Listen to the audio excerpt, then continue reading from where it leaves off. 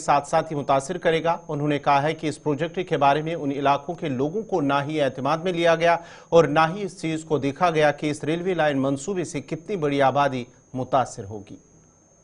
Thank you, Madam Chairperson. Since the bill is being legislated, the railway bill is being legislated in the House, and my time is very limited, so I request for the attention of the Honourable Minister for Railways towards a very important and specific issue. Honourable Minister, we have an Act, Land Acquisition Act 2013, and in its section 4 and 11, it is mandated to have formal public notice and social impact assessment before you start any project. और कश्मीर में existing lines के अलावा 2 lines शुरू की जा रही है, उनका assessment किया जा रहा है। एक अवंतीपुरा से शोपियां तक पुलवामा डिस्ट्रिक्ट को इन्वॉल्व करता है, और दूसरा एक जो assessment बताया जा रहा है कि किया गया है वो अनंतनाग से पहलगाम तक।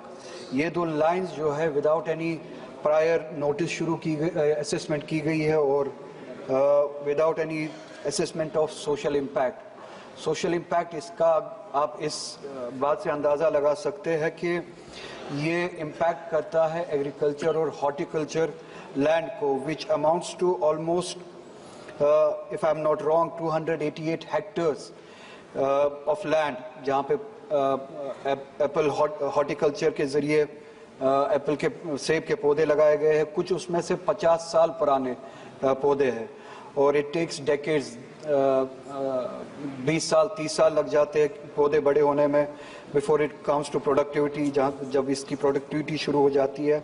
और जो ये हॉर्टिकल्चर है, it provides employment to 35 lakh people in Kashmir, which is equivalent to almost 23% of the whole population. तो आप लाइंस वहाँ से ले जा रहे हैं जहाँ से हॉर्टिकल्चर इम्पैक्ट होता है, सेबों के दरख्त इम्पैक्ट होते हैं, 288 हेक्टेयर्स ऑफ लैंड जो है इम्पैक्ट हो जाता है। सो आई फेल टू अंडरस्टैंड विद किसकी डिमांड पे। मैंने वहाँ पे लोगों से पूछा जो प्रोटेस्ट करने के लिए निकले हैं, अपने फील्ड्स को बचाने के लिए, अपने एग्रीकल्चर लैंड को बचाने के लिए। मैंने पता किया कि ये डिमांड कहाँ से आई कि हमें अवंतीपुरा से शोपियान एक लाइन लेनी है। लोकली वहाँ पे जो लोकल पॉपुलेशन है, जहाँ तक मैंने पता किया, कोई डिमांड है नहीं। इसी तरह से पहलगाम तक लाइन लेने में ये डिमांड कहाँ से आई?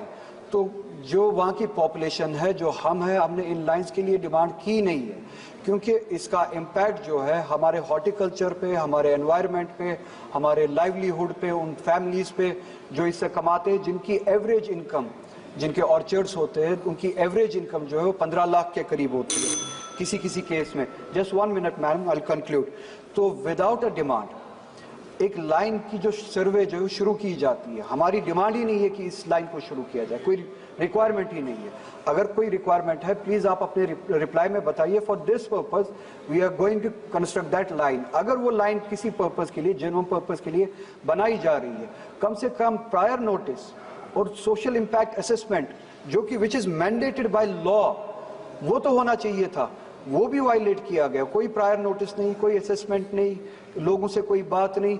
एक लाइन खींची जा रही है, एक सर्वे किया जा रहा है जहां से इतने सारे ऑर्चर्ड्स, एग्रीकल्चर लैंड जो है वो इम्पैक्ट हो रहा है। अगर इस तरीके से किया जा रहा है तो I equate it to a colonial project, कोई डेमोक्रेटिक किसी गवर्नमेंट का प्रोजेक्ट नहीं है। अगर इन सब चीजों को वायलेट करके इस तरह का प्रोजेक्ट आप बनाना चाहते हैं, it's equivalent to a colonial project. आप मेहरबानी करके ये जो लोगों के वहां पे जिनके हॉर्टिकल्चर लैंड्स है, एग्रीकल्चर लैंड्स है, उनके इश्यूज को एड्रेस करें, और पहले ये देखें कि डिमांड कहां से जनरेट हुई। मेरे पास टाइम बहुत कम है। Thank you.